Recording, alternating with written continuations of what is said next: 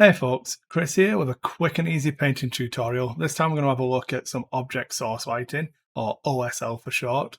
And it's a really easy technique. I've been messing around with it for a little while and I've had good results. It gives you really good results for very little effort in my opinion. So let's just get on with it. So to start off with, we're going to do a white scar just on all of the lighting source. In this case, it's going to be a spell effect here. And we are going to be doing it white just to give us a nice solid base for our color of choice. In this case, we're going to go with Achromatic Blue, and that's a Games Workshop contrast paint, and then a decent amount of contrast medium. In this case, I'm going to do a 1 part contrast paint to 2 parts contrast medium, so 4 to 8 in this instance. And we want it to be well mixed, so just get a brush in there and don't be scared of being a little bit rough with it.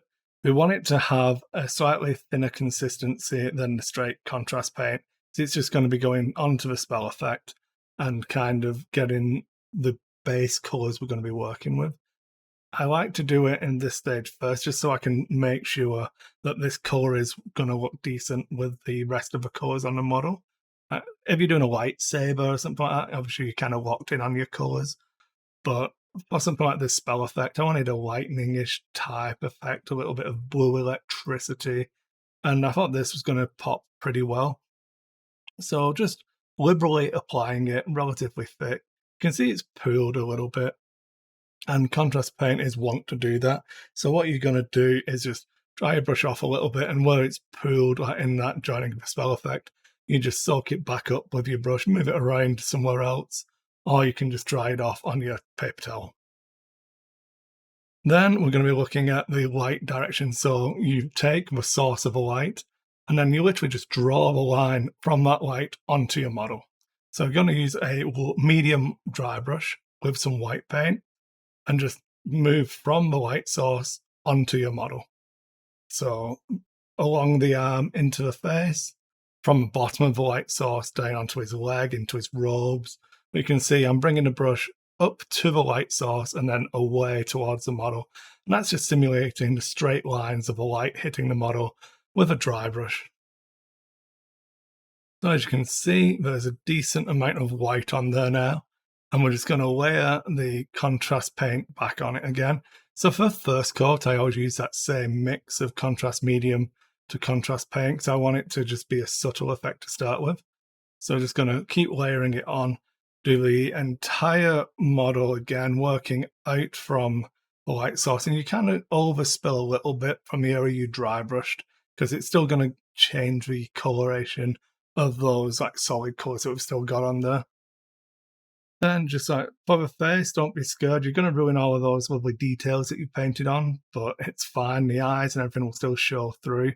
You can see obviously that dry brush picked up like the eyebrows and the raised areas, and you're going to get a nice effect on it. But we'll do this a couple of times, let it dry, go over it again, and building it up in layers is the key here. You want to do multiple layers so you get a nice transition. So this is after the first one. Like I say, I'm going to do it a couple more times, but we'll not waste too much time on the video. For example, on that white part of the robe, it's still showing I do a straight contrast, no medium, across that part, just to kind of make that colour pop a little bit more. You can see I hit the stones on the ground as well, where the light will be shining downwards. And then once you've done your layers, I re-highlight. So in this case, because I wanted a nice ball lightning effect, I'm doing the white. And the lightest parts in my mind in this spell would be in the center. So I'm like reverse highlighting. I want it to be light on the center of the ball and then darker on the actual lightningy bits coming out. You can also re-highlight any areas like the eyes. Well, that's it. This is the finished effect for you. You can see a nice close-up there, and I think it works really well. Again, I've done this for like lightsabers, flames, anything where you're going to have a nice strong color to it, and it works really, really easy. So let me know what you think. Leave some comments below, and if you enjoyed the video, give me a like and a thumbs up, and make sure you subscribe for more.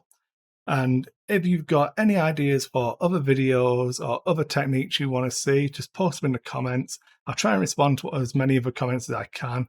And that's it, guys. Have a great day, and I'll see you all on the next one.